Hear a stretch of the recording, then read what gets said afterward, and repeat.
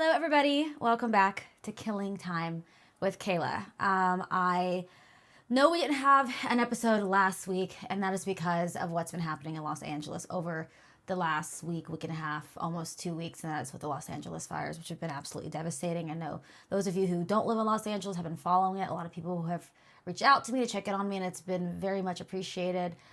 We were fortunate here. I had to evacuate one of the nights when the Sunset Fire set off because I do live on Sunset Boulevard in West Hollywood. So once we started seeing the fires from my balcony, thought it was a good time to pack up and move out just to see what was going to happen.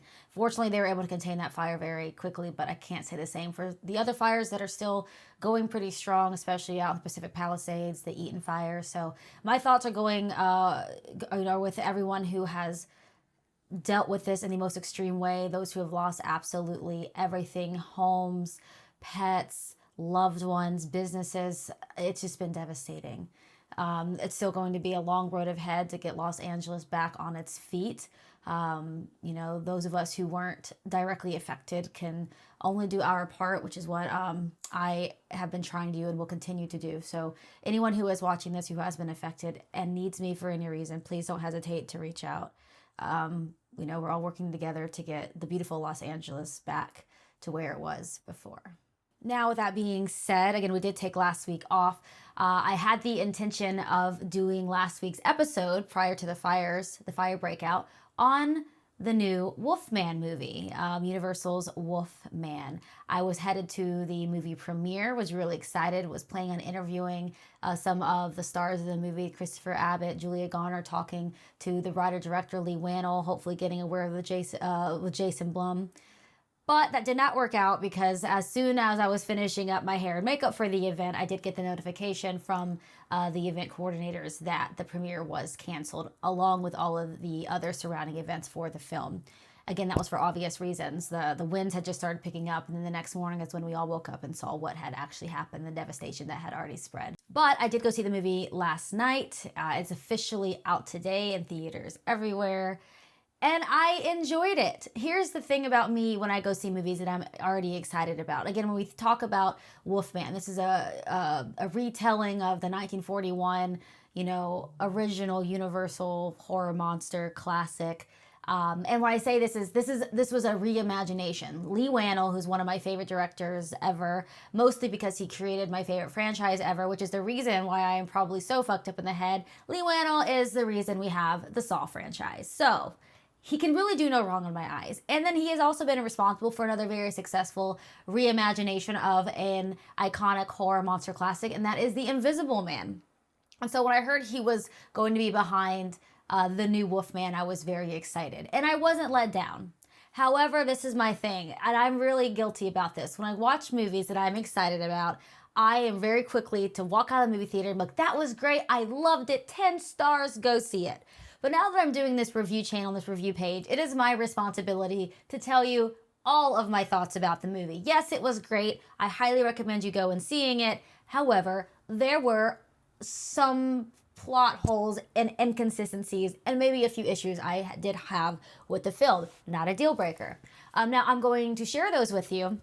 And what's funny is, so I used to work for WWE. All of you that are watching this probably know that. And when I was brand new in WWE, this was 8+ years ago, I was hosting a live event, and John Cena was on that live event. And this was the first time I'd been around the legendary GOAT John Cena. And he wasn't very happy with whatever I was doing in the ring. And he pulled me aside backstage and was like, hey, Kayla, I'm going to give you something that I like to call the compliment sandwich. And he goes, I'm going to give you a compliment, and then I'm going to follow it with a critique, and we'll end in a compliment, and we'll go about our day. And we're going to get along great, and we're going to be friends, and you're going to be better. A very unsolicited compliment sandwich. I think I still cried after the conversation, but you know what? It probably made me better. So I'm going to give the Wolfman the John Cena treatment compliment sandwich. Now, before I proceed, I do want to say this. It's in the title, but some people refuse to read everything. There will be spoilers in this review, okay? There will be spoilers in this review. Let me say it again. There will be spoilers in this review. There will be spoilers in this review. So don't move forward if you don't want spoilers in this review.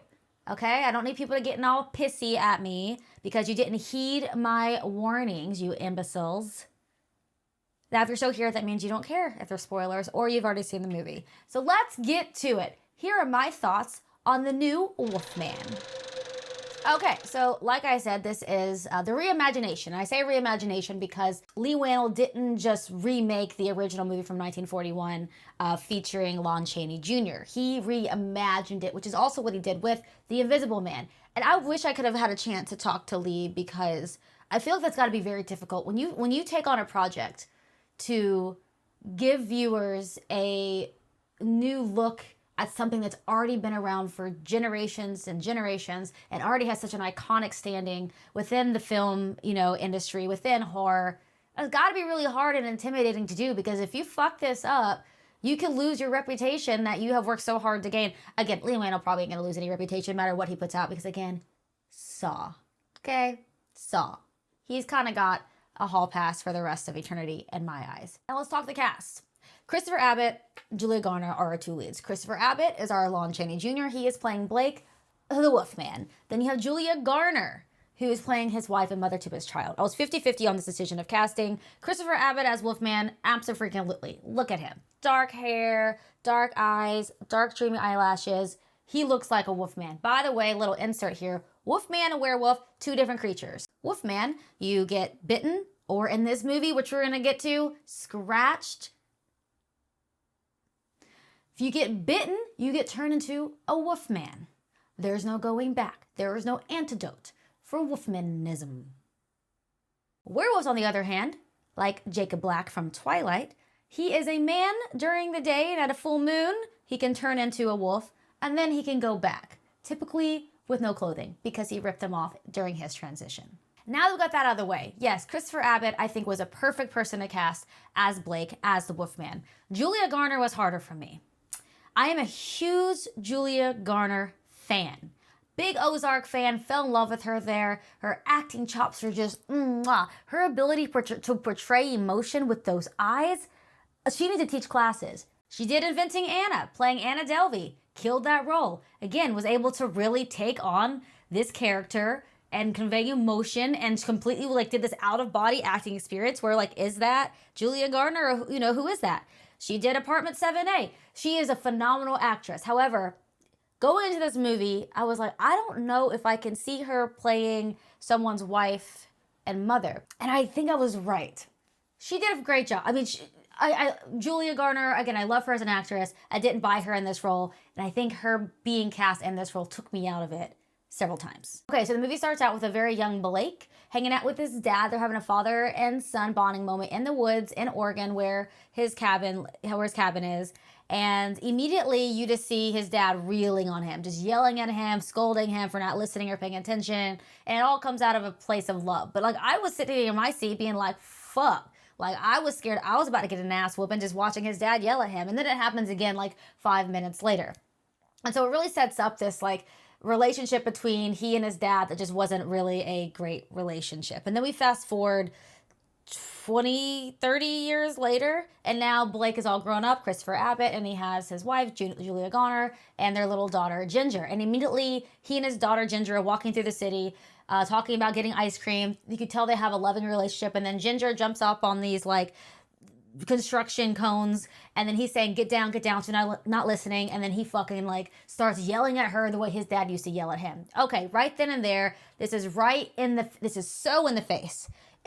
My dad used to yell at me, so now I'm gonna yell at my kid. And I think they're trying to show us right there that the apple doesn't fall too far from the tree, and he's a lot like his father in a lot of ways. Okay, cool. He and his daughter Ginger had a very special relationship throughout the entire movie. Multiple times you see her putting her little hand on his forehead and pretending to be a mind reader. And I feel like she just did this to humor him, as, young kids do with their parents when their parents refuse to think that they're growing up. But anyway, he would say, what am I thinking? And she'd say, that you just love your daughter so much. It was sweet. It was a cute moment. And then there was a moment where he was talking to her about how his dad was hard on him and how he never wants to scar her the way he was scarred. And he was just so concerned about that. And he said, and sometimes the people trying to protect you from being scarred are the ones that end up scarring you. Well, I gotta tell you, Blake, your dad turning into a wolf man probably is gonna cause a few scars. I'm afraid Ginger's gonna snap. Then we fast forward to a moment where he's in the kitchen cooking. His daughter Ginger is there. Julia Garner's character comes in on the phone having a work call, and he keeps saying, "Can you take that into the other room?" And you're wondering, why is he so angry at her? Like, already right there, like, okay, there's some backstory that we completely missed. We don't know what this dynamic is between, Blake and his wife, but it doesn't seem like to be a good one. Everyone's on edge. Then Blake receives a letter that is solidifying what he already thought, that his father had been deceased. He hasn't spoken to his father in 30 years.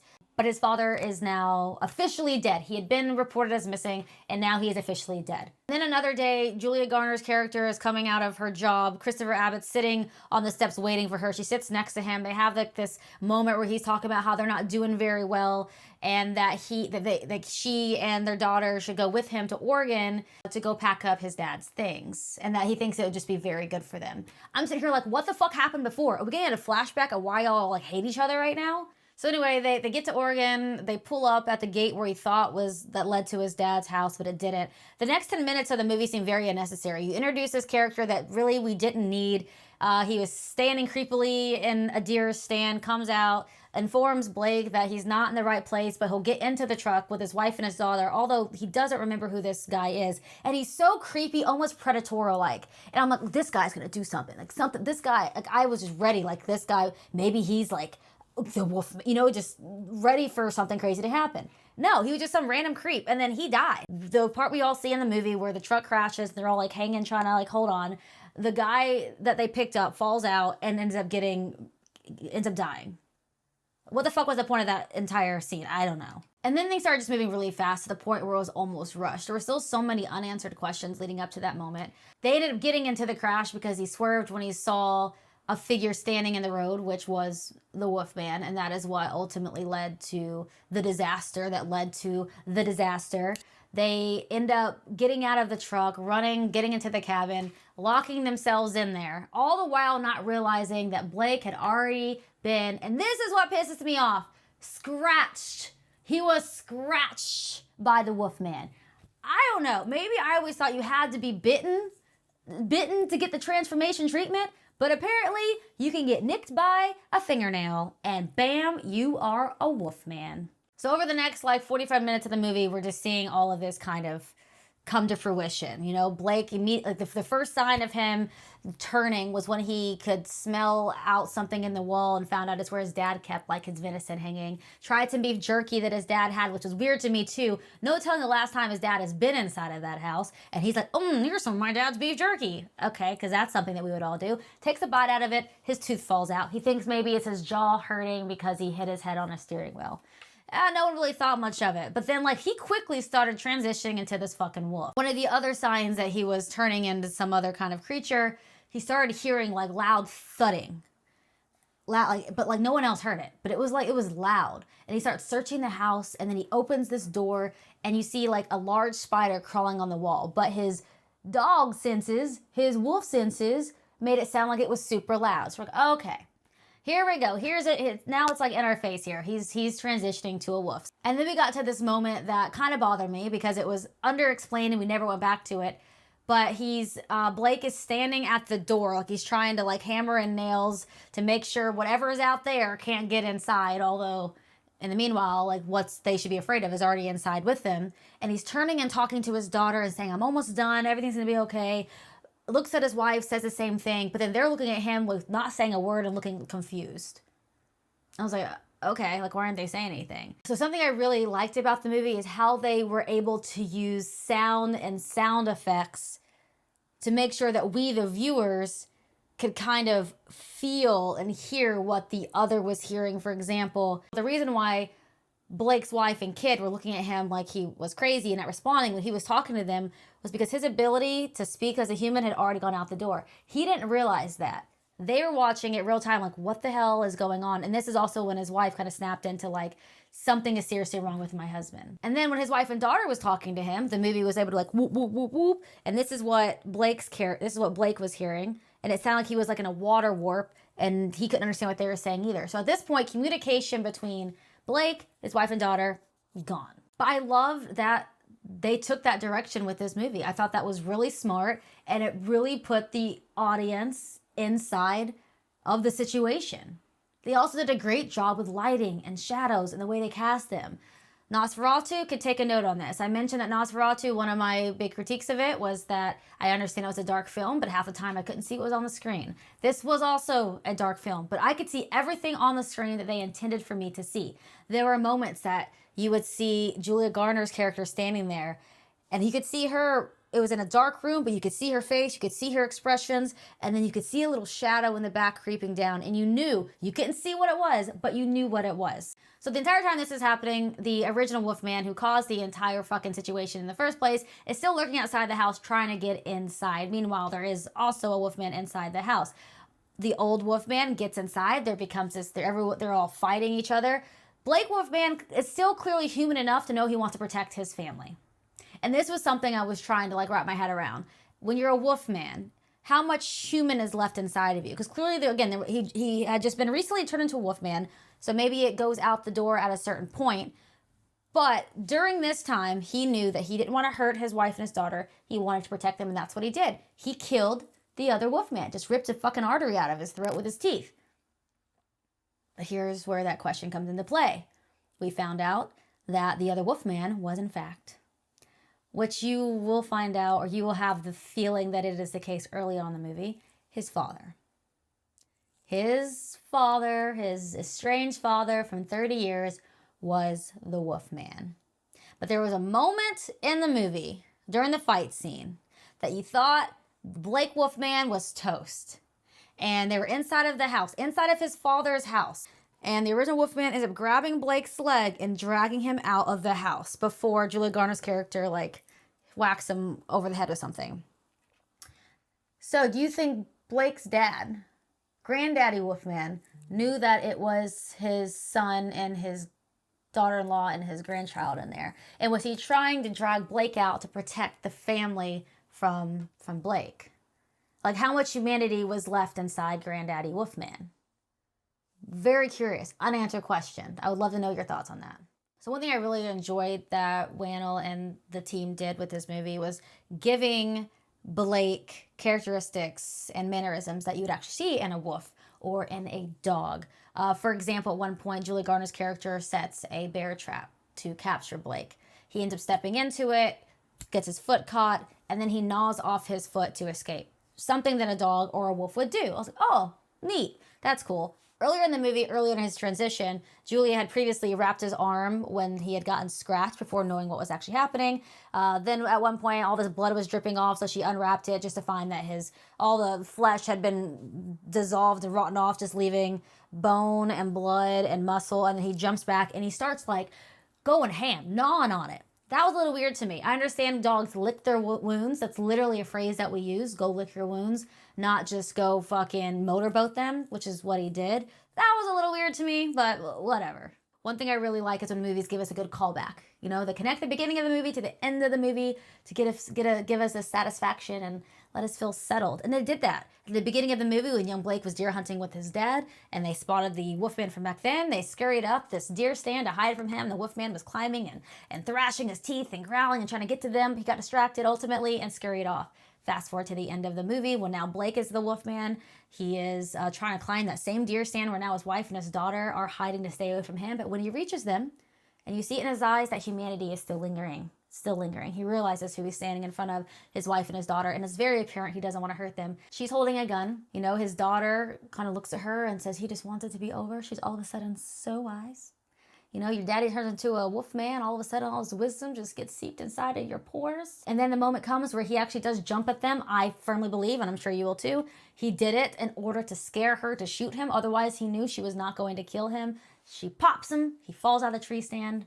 And that is the end of the Wolfman. Look, overall, I enjoyed the movie. I really did. I think Leigh Whannell did a great job reimagining the story of Wolfman. I thought they did an excellent job with the cinematography. I loved almost all of the shots. Loved the way they used light, shadows, and sound. Loved their usage of CGI and special effects. I feel like they tried to use as much just special effects makeup over CGI as they could, and that was very evident. It's overall great movie. Like I mentioned at the beginning, I wish there wasn't so much in-your-face stuff. I also wish there was more backstory. I hope a director's cut comes out that maybe explains some of the things that weren't completely explained or maybe extends on some of the stories. But I really enjoyed it. I think everyone involved did an excellent job with the reimagination of the Wolfman. I give it a solid 7 out of 10. Anyway, those are my thoughts on the Wolfman. Thanks for listening to me ramble on this episode. I'm not sure what we're going to review next week. You're going to find out probably around the time that I do, but I hope you come back. Please leave your comments below on what you thought about the movie, what you thought maybe should have been differently, what you loved about it, and what you would like to hear me review next. Make sure you follow me along on social media at Killing Time with Kayla. But until next time, see ya. Wow. Wait, is that a woof sound?